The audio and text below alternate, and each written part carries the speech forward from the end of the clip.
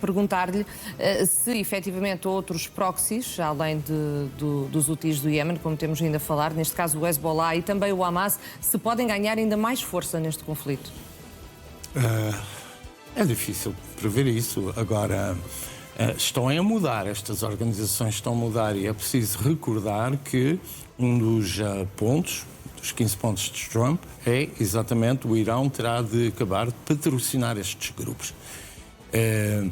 E alguns dos grupos já começam a ter alguma dificuldade em financiar-se, que é o caso dos Houthis.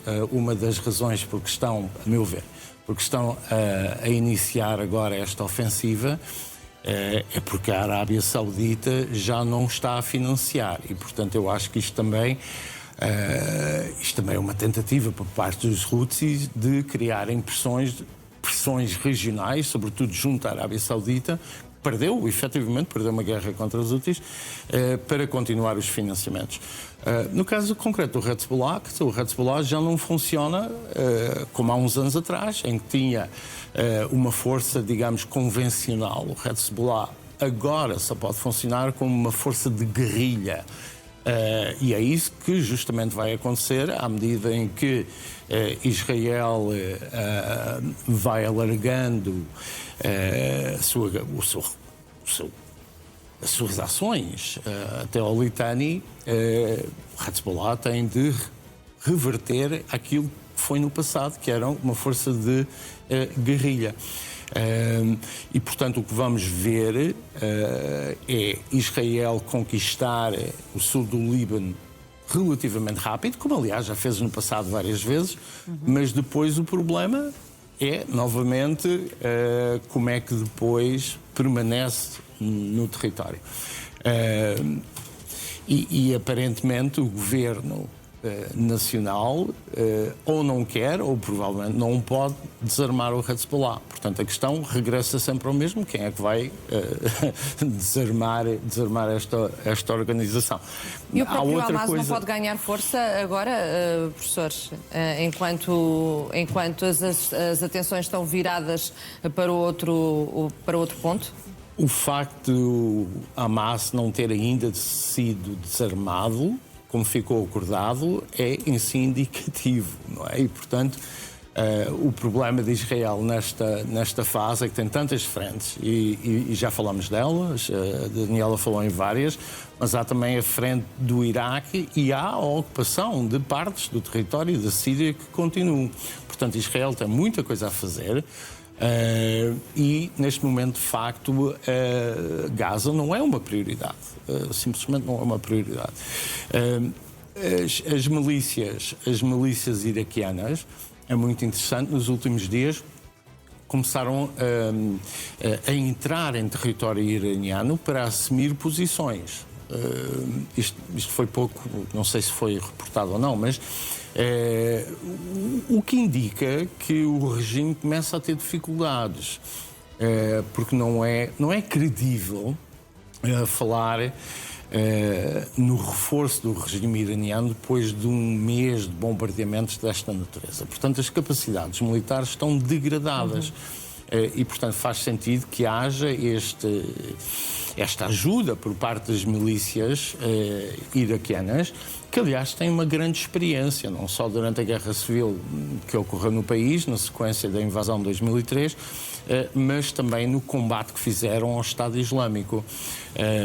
E, portanto, eu não vejo com estas frentes, com estes problemas, não vejo que possamos falar no fim da guerra nos meses mais próximos. Nos meses mais próximos? Acha que este conflito vai durar ainda mais meses? Exato. Daniela? Sim, estava um bocadinho aflita a perguntar. Posso só acrescentar uma coisa? Acho que é uma preocupação geral. Porque eu acho que Trump já não se sente condicionado pelas 3, 4 semanas, o que era.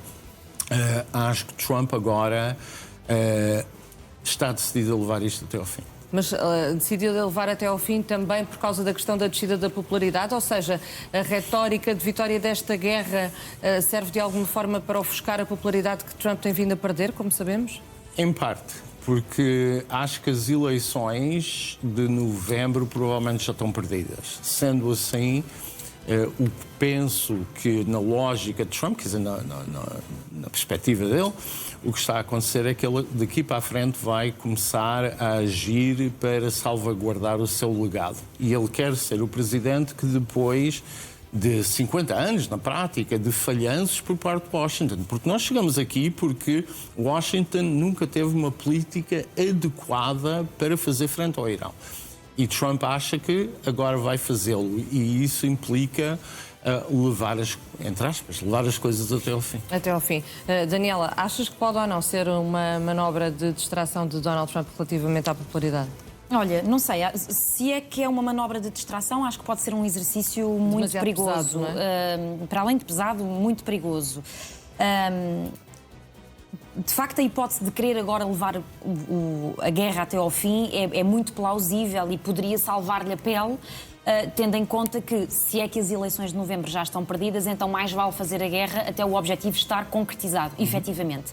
Mas o objetivo vai estar concretizado sem uma invasão terrestre e uma invasão terrestre, mais ou menos como Israel no sul do Líbano. Chegar ao Irão vai ser fácil, e a ocupação, e a gestão territorial, e a gestão populacional, tudo isso vai ser altamente custoso, não é? Portanto, eu creio, esta é a minha leitura, claro, que levar a guerra até ao fim e, portanto, concretizar com sucesso os objetivos norte-americanos e, portanto, acabar com o mal pela raiz implicará efetivamente a tal invasão terrestre e a tal ocupação e a tal gestão. Agora, eu acho que o cenário já está tão negro para Donald Trump. Uma sondagem da semana passada da CBS indicava que quase 70% dos americanos, os inquiridos, claro, não compreendiam e acham que nunca lhes foi transmitido ou explicado as razões pelas quais Trump ou a administração norte-americana investiu nesta ação militar contra o Irão. Porque o próprio discurso também acaba por ser contraditório, não é? Bom, e o discurso às vezes, enfim, ele tem aquela forma muito própria, aquela personalidade que às vezes... umas vezes é mais pragmática, outras vezes é mais anedótica, o que lhe quisermos chamar. E, portanto, isso às vezes também não contribui, mesmo que ele esteja a dizer a coisa mais inteligente à face da Terra, às vezes a forma como o faz também não é exatamente inteligente para fazer passar a mensagem para os americanos ou para o mundo, seja para quem for. E, portanto, o que é facto é que os números apontados por as percentagens apontadas por esta sondagem, para além da questão das pessoas não entenderem as motivações desta guerra, outras tantas, 66% ou 67%, creio, vê a guerra como uma guerra de opção e não como uma necessidade. Portanto, uma opção de Trump, uma opção da pessoa e não uma necessidade do país, portanto, ligada à sua segurança interna, não é? E, portanto, é difícil de explicar que esta é uma guerra, quase que uma birra do presidente, não é? Se Trump não vender isto muito bem vendido, será de facto muito difícil levar a melhor em novembro e depois de novembro, obviamente, pelas razões que são óbvias. Portanto, a resposta é... Não sei. Uma boa resposta. É uma boa resposta. A professora Vasco Rato, Israel diz-se capaz de desmantelar e reconstruir o Médio Oriente. É mesmo essa a expressão utilizada, desmantelar e reconstruir o Médio Oriente. Sem a ajuda dos Estados Unidos, isso seria possível? Diria há 10 anos que não, hoje já não tenho tanta certeza. Quero frisar isto que a Daniela acabou de dizer. De facto, há um problema, ou tem havido um problema desta administração a comunicar exatamente os objetivos e porque é que está a conduzir esta guerra. E isso faz com que a narrativa de que é uma guerra de opção tenha ganho força. Não conseguiu explicar que era uma necessidade. É discutível se era ou não, mas não conseguiu make the case, não é? Claro. Para dizer que era uma guerra de necessidade. Eu acho que é isso que está a acontecer no Médio Oriente. Vamos lá ver. Parte da razão que nós temos problemas no Médio Oriente, e muitos problemas no Médio Oriente, e isso fez-se agora com no Líbano, estas fronteiras são artificiais, não fazem sentido nenhum, foram desenhadas pelas potências europeias, nós sabemos como é que foram desenhadas e, portanto, não fazem sentido nenhum. Portanto, as próprias fronteiras, a própria configuração do Médio Oriente é em si uma fonte de conflitualidade. Por exemplo, não há razão nenhuma para haver aquela linha fronteiriça entre Israel e o Líbano. Não faz sentido nenhum, exceto por uma razão histórica, que foi a França a determinar aquela linha porque o seu mandato passava pelo ali. Agora, essa reestruturação do Médio Oriente está a ser feita. Nós temos a Arábia Saudita do lado de Israel, nós temos a Arábia Saudita e os países do Golfo a assumirem posições que seriam impensáveis há uns anos atrás. Portanto, há essa reconfiguração. Onde é que isto nos vai levar? Obviamente ninguém sabe ao certo, mas nos últimos anos é muito interessante verificar, por exemplo, que a Rússia já não tem uma presença, com exceção do Irão, já não tem uma presença na região. A China tem uma presença, mas muito ambígua. A Síria já não é um problema militar, e eu recordo que a Síria esteve por detrás da guerra de 67, 1973, e, portanto, o neighborhood, não é, a vizinhança para Israel é muito mais segura do que era há 2 anos atrás. Entretanto, um soldado da paz, como sabemos, morreu na explosão de um projétil no sul do Líbano na noite passada. O anúncio foi feito pela Força Interina das Nações Unidas, mas, entretanto, já vamos a essa notícia, até porque, Francisco, Donald Trump voltou a fazer mais ameaças. Sim, ele voltou a fazer uma publicação na sua própria rede social, a Truth Social. Ele diz que os Estados Unidos da América estão em discussões sérias com um novo e mais razoável regime para encerrar as nossas operações militares no Irão.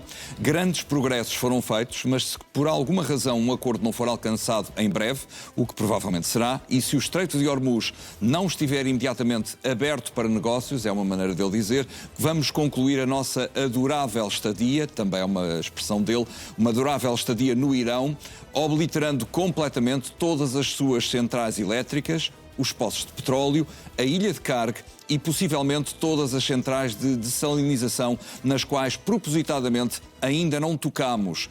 Isto será em retaliação por os nossos muitos soldados e outros que o Irão trucidou e matou durante o antigo reinado de terror de 47 anos deste regime.